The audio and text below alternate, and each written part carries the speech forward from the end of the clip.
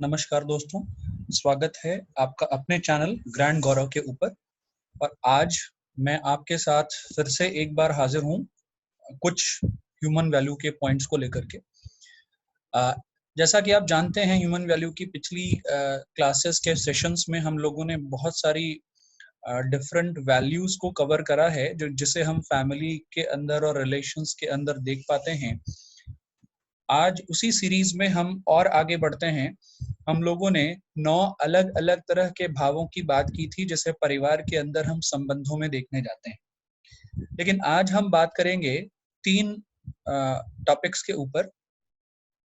पहला ग्लोरी, जिसे गौरव कहते हैं। दूसरा ग्रैटिट्यूड, जिसे कृतज्ञता कहते हैं। और तीसरा जो सबसे महत्वपूर्ण है, लव, जिसे प्रेम कहते हैं। तो चलिए समझते हैं आज के इन 3 चीजों को।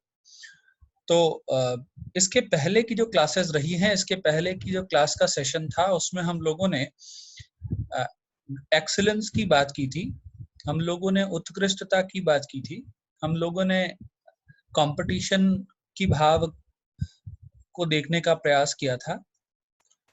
और उसी सीरीज में, उसी क्रम में अगर हम देखें तो आज हम गौरव की बात करेंगे।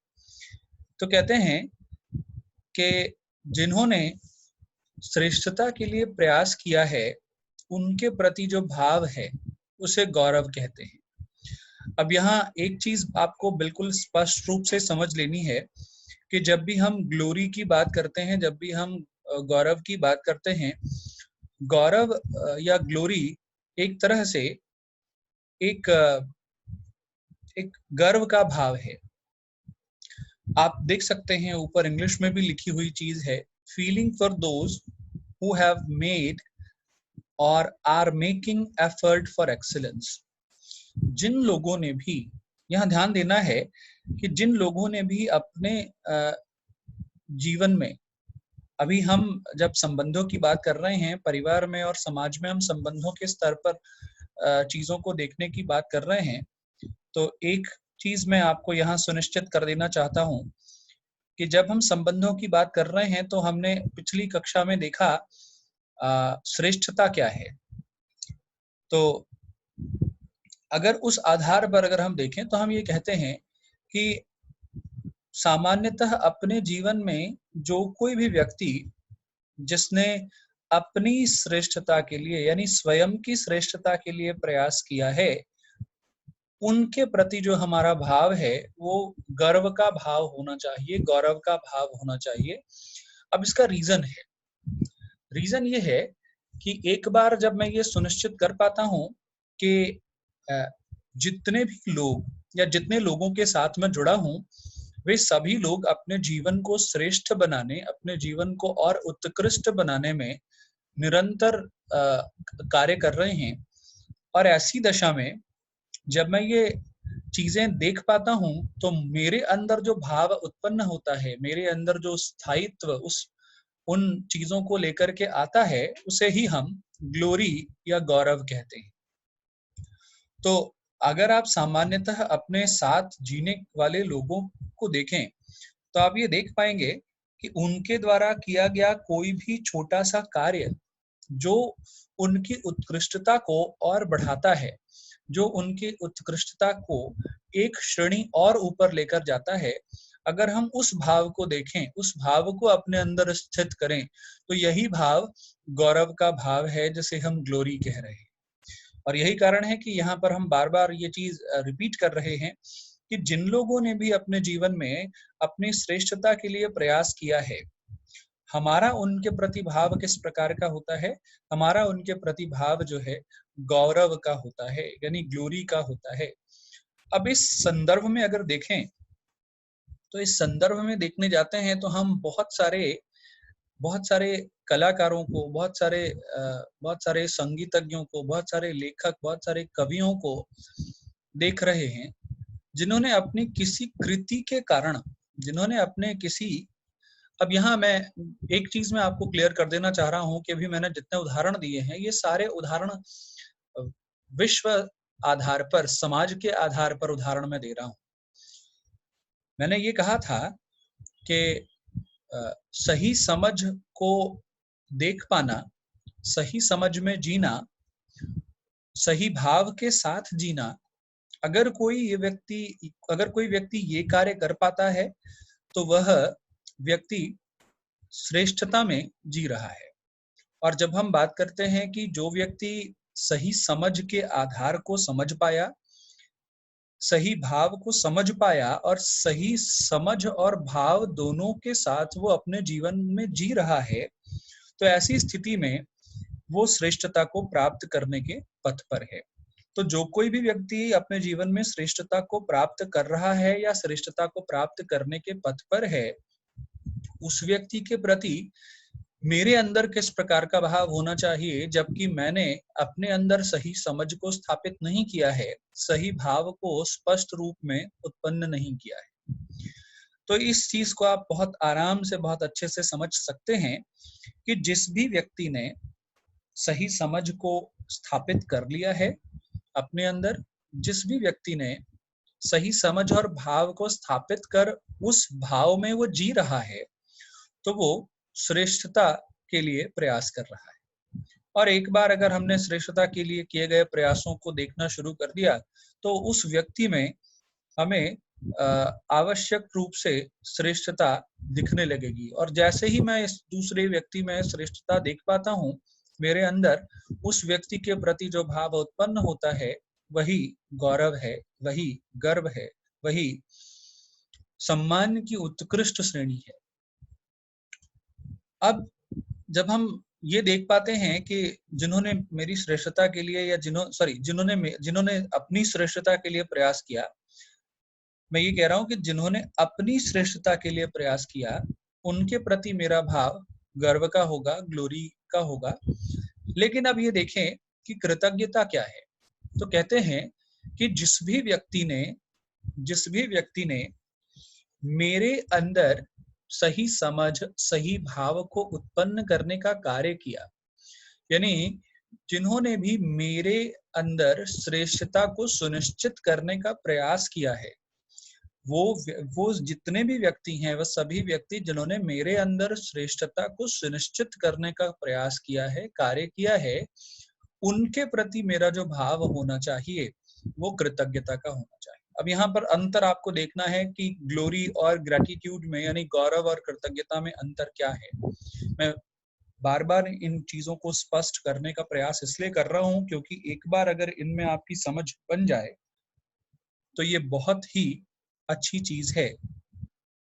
तो मैंने कहा कि जिन भी लोगों ने, अब देखिए हम परिवार की बात कर रहे हैं, हम समाज की बात कर रहे हैं, हम राष्ट्र की बात कर रहे हैं, हम प्रकृति और अस्तित्व में जिन भी लोगों को देख रहे हैं संबंधों में, हम उन सभी की बात कर रहे हैं। तो अगर मैं ये कहूं कि जिन्होंने भी श्रेष्ठता के लिए प्रयास किया है, उनके प्रयास को देख करके उनके प्रति मेरे अंदर जो भाव उत्पन्न हो रहा है वो ग्लोरी का भाव है, गौरव का भाव है। लेकिन अगर कोई व्यक्ति मेरे अंदर सही भावों को, सही समझ को सुनिश्चित कर रहा है, मैं भी उस प्रयास में अग्रसर हो रहा हूं, तो मेरे अंदर उस व्यक्ति के प्रति जो भाव होगा वो कृतज्ञता का भाव होगा, जिसे हम ग्रैटिट्यूड कहेंगे। तो अगर हम देखें तो ग्रैटिट्यूड क्या है? मेरी श्रेष्ठता के लिए जिस भी व्यक्ति ने प्रयास किया, मेरी श्रेष्ठता के लिए मुझे उचित भाव स्थित करने में जिस भी व्यक्ति ने मदद की, मुझे सही समझ बनाने में जिस भी व्यक्ति ने मदद की, उन सभी के प्रति मेरा जो भाव होना चाहिए वो कृतज्ञता का भाव होना चाहिए। अच्छा, दूसरी एक और चीज मैं आपके साथ शेयर करूंगा कि जब भी हम कृतज्ञता के भाव की बात कर रहे हैं, तो मैं ये कह रहा हूं कि मेरी समझ को बढ़ाने का, मेरे भावों को मेरे अंदर स्थित करने का जिन्होंने भी कार्य किया है, उनके प्रति मैं कृतज्ञ हूं। लेकिन एक और बात मुझे यहाँ जोड़ देनी है और आपको उस चीज को सुनिश्चित भी कर लेना है कि जीने के लिए कहीं ना कहीं फिजिकल फैसिलिटीज भी आवश्यक हैं। तो मैं ये कहता हूं कि जीने के लिए फिजिकल फैसिलिटी परम आवश्यक तत्व नहीं है, लेकिन हाँ आवश्यक तत्व है, क्योंकि जीने के लिए सबसे प्रमुख चीज है सही समझ और सही भाव का होना। तो राइट अंडरस्टैंडिंग और राइट फीलिंग का होना, हैप्पीनेस और प्रॉस्पेरिटी को अपनी लाइफ में सुनिश्चित करना, ये जीने के लेवल पे हम चीजों को देखते हैं।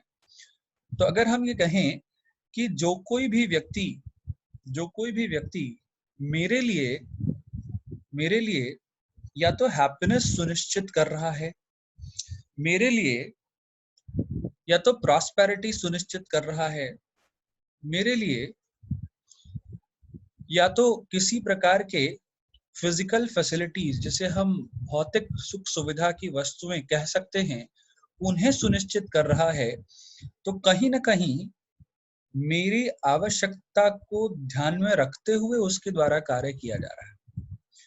तो स्पष्ट रूप से मैं कह रहा हूं कि उस व्यक्ति के प्रति भी मेरा ग्रैटिट्यूड होगा, मेरी कृतज्ञता होगी। तो अपने जीवन में हम देखें तो हम बहुत अकृतज्ञ हैं।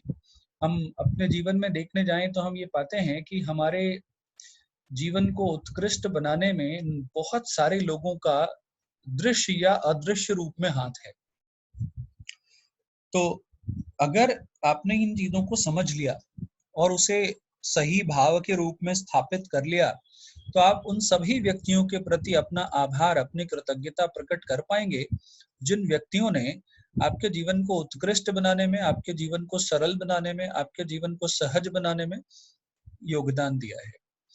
तो अब सबसे पहला अगर हम देखें, ग्रैटिट्यूड किसके प्रति? परिवार के लोगों के प्रति। उसके बाद किसके प्रति? हर उस व्यक्ति के प्रति जो परिवार में और समाज में हमें जीने के लिए एक निश्चित अवसर दे रहा है, एक उत्कृष्ट वातावरण दे रहा है, सही समझ दे रहा है, सही भाव दे रहा है। मेरा हर उस व्यक्ति के प्रति कृतज्ञता का भाव होना चाहिए। तो अगर मैं ये कहूं कि जिन्होंने मेरी श्रेष्ठता के लिए प्रयास किया है, उनके प्रति जो भाव हो वो ग्रैटिट्यूड का हो, तो ये निश्चित रूप से बहुत महत्वपूर्ण तथ्य है। लेकिन इसके अतिरिक्त मैं ये भी कह रहा हूं कि अदृश्य रूप में ऐसे बहुत सारे लोग हैं जो हमारे जीवन को सरल, सहज बनाने में मदद करते हैं। तो हर वो व्यक्ति जो मेरी श्रेष्ठता के लिए प्रयास कर रहा है, मेरे जीवन को उत्कृष्ट बना रहा है, सही भावों को स्थापित कर रहा है, सही भाव प्रदान कर रहा है, सही समझ के आधार पर मेरे साथ जी रहा है, मेरा हर उस व्यक्ति के प्रति कृतज्ञता का भाव होना चाहिए। तो अगर हम देखें तो हम कहते हैं ग्रैटिट्यूड, आपका जो नीचे पॉइंट लिखा हुआ है अगर उसको आप देखें तो कहते हैं gratitude is the significant in the development of relationship. यानी कहीं ना कहीं रिलेशनशिप को डेवलप करने के लिए ग्रैटिट्यूड जो है बहुत ही सिग्निफिकेंट है, बहुत ही महत्वपूर्ण है। अब इन दो चीजों से आगे बढ़ते हैं। एक बार फिर से मैं बोल रहा हूं कि मैं जिन भी व्यक्तियों को देखूं, जिन भी व्यक्तियों ने अपने जीवन में अपने आप को श्रेष्ठ बनाने में और श्रेष्ठता को उत्कृष्ट स्तर पर ले जाने का प्रयास किया है, उनके प्रति मेरे अंदर जो भाव होगा वो गौरव का भाव होगा। लेकिन कोई भी व्यक्ति जो मुझसे जुड़ा है और जिसने मेरी श्रेष्ठता के लिए प्रयास किया है, उसके प्रति मेरे अंदर जो भाव होगा वो ग्रैटिट्यूड या कृतज्ञता का भाव होगा। अब हम आगे बढ़ते हैं और देखते हैं, हम लोगों ने शुरुआत से इन 9 भावों की बात की थी।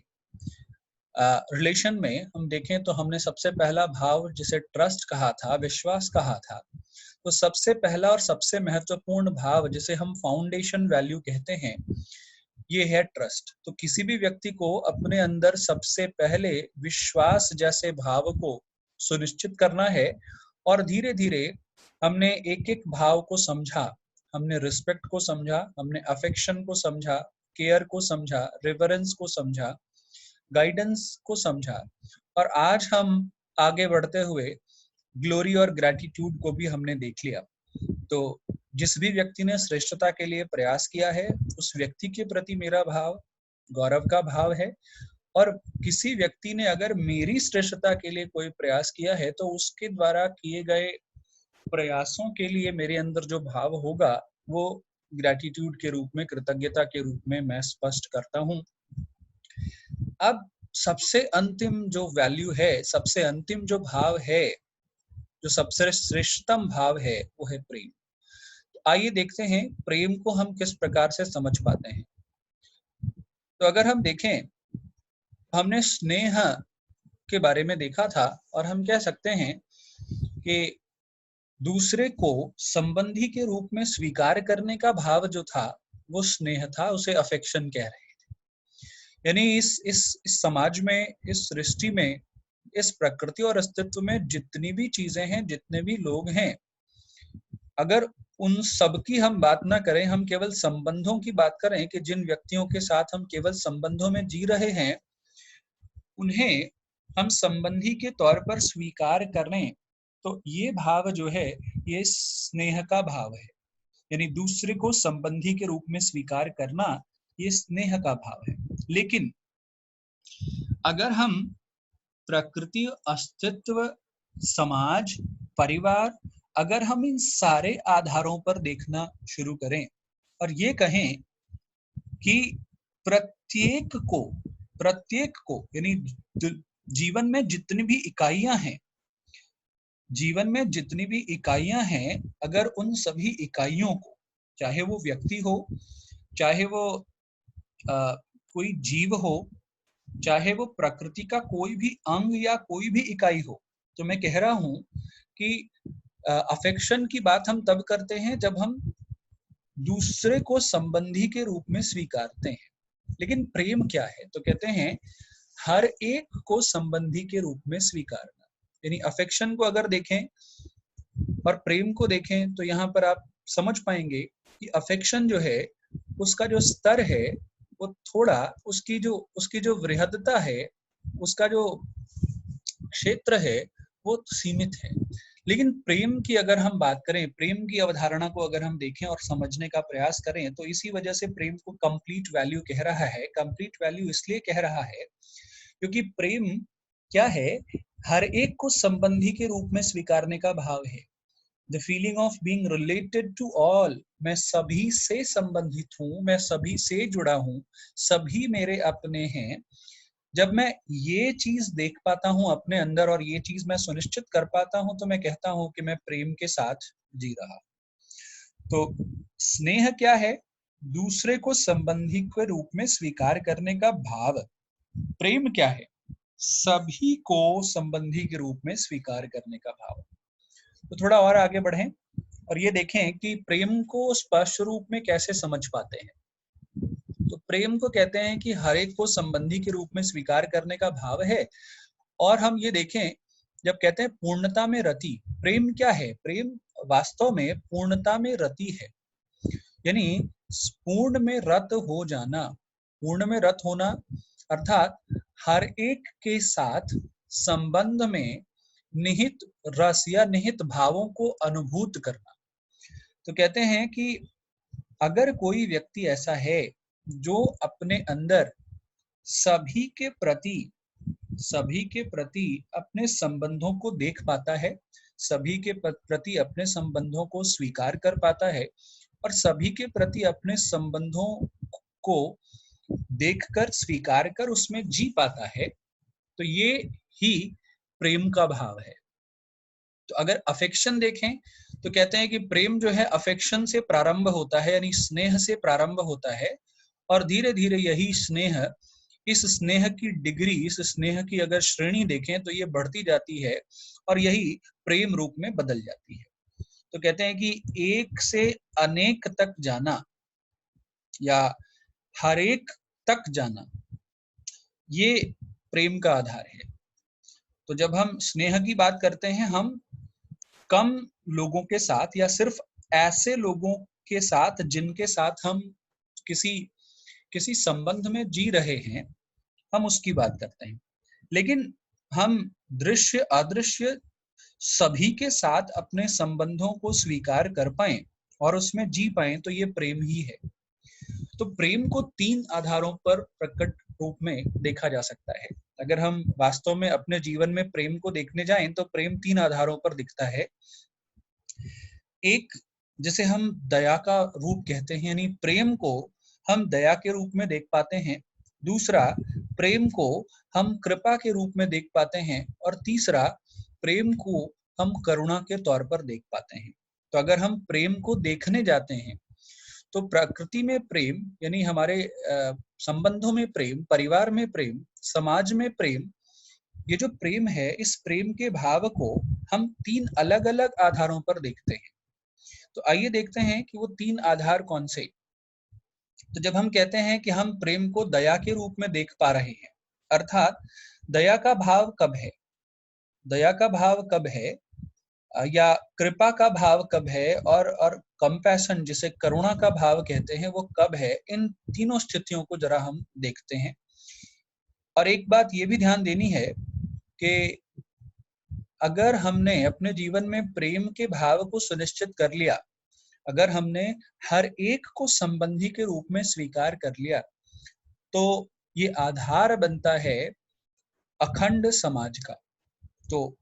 तो ये कहते हैं कि प्रेम जो है, अच्छा, एक और चीज जो बहुत महत्वपूर्ण रूप से आपको समझनी है कि आज हम जिस प्रेम को प्रेम कहते हैं, या आज हम युवा पीढ़ी के लोग जिस प्रेम को प्रेम समझते हैं, वास्तव में वो प्रेम प्रेम है क्या, जरा इसे भी देखने की आवश्यकता है।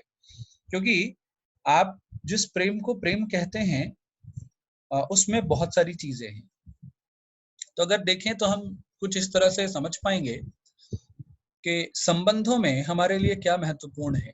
तो कहते हैं संबंधों में हमारे लिए सबसे महत्वपूर्ण है राइट अंडरस्टैंडिंग और राइट फीलिंग, सही समझ और सही भाव।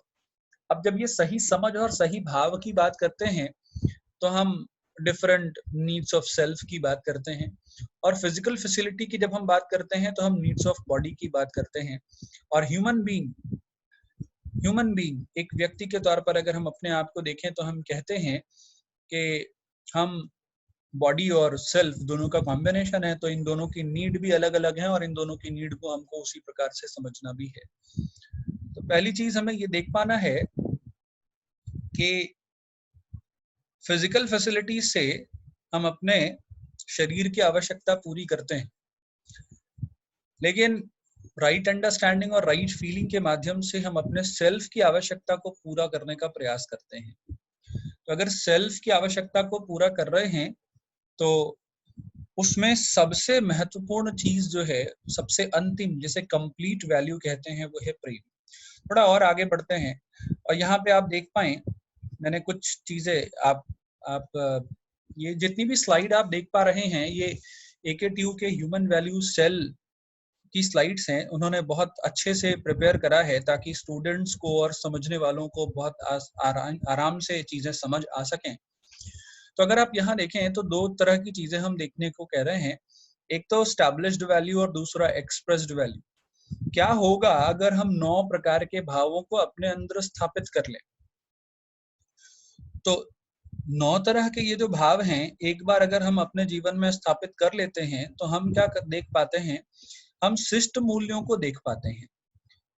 यानी आप इसको इस तरह से समझें कि यदि मैंने विश्वास के भाव को अपने अंदर सुनिश्चित कर लिया, स्थापित कर लिया, तो जैसे ही मैं विश्वास के भाव को अपने अंदर सुनिश्चित कर पाता हूं, उसका एक्सप्रेशन किस रूप में होगा?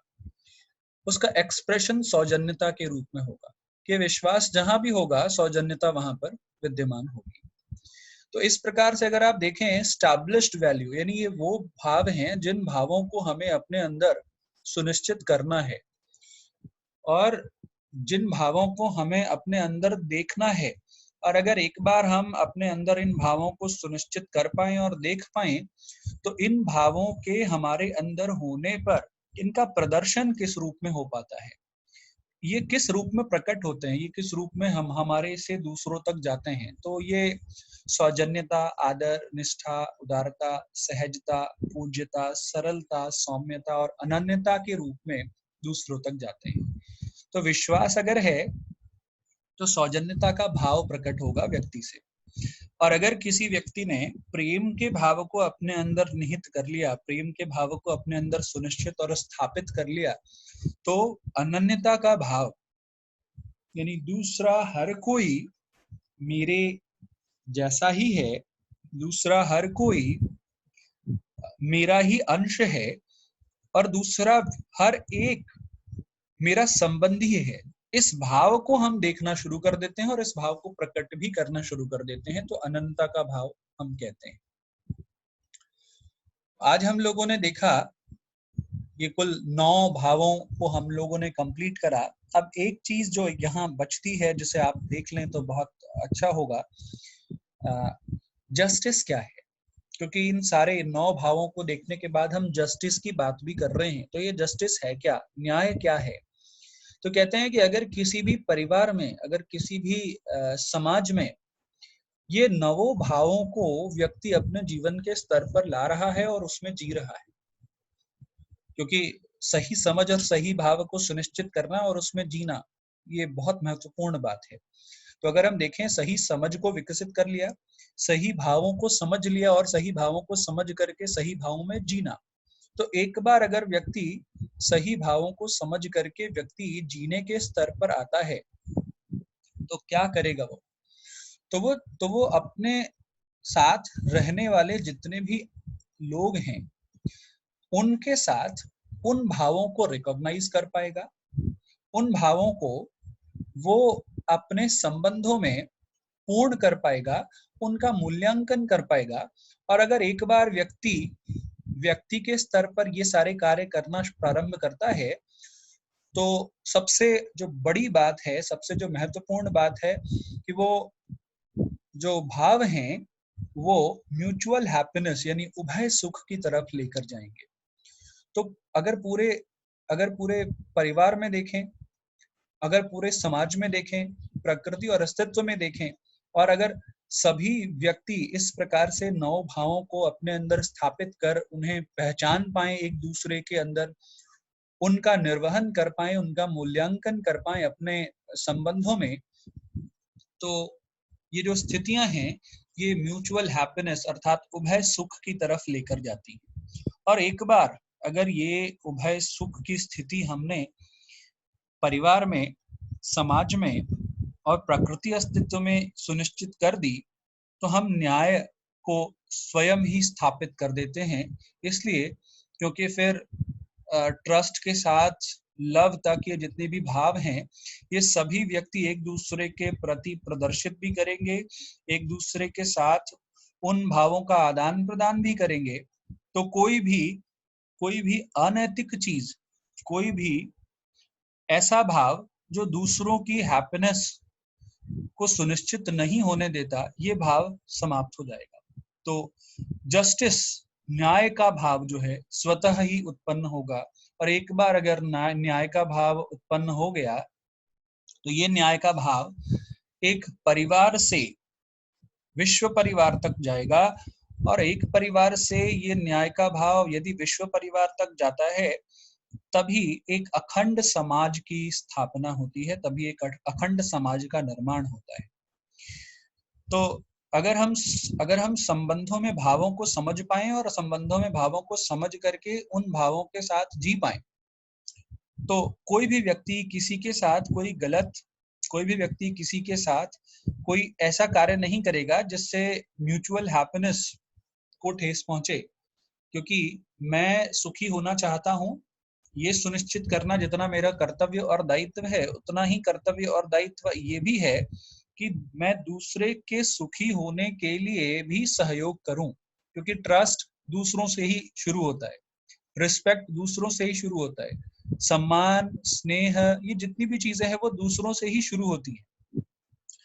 तो इस प्रकार हम परिवार में एक उचित न्याय व्यवस्था स्थापित कर पाएंगे, हम समाज में एक उचित व्यवस्था बना पाएंगे, और साथ ही साथ एक बार परिवार और समाज में ये उचित व्यवस्था बन गई, तो इस व्यवस्था के आधार पर हम विश्व परिवार तक भी इस व्यवस्था को सुनिश्चित कर पाएंगे, जिससे एक अखंड समाज का निर्माण होगा।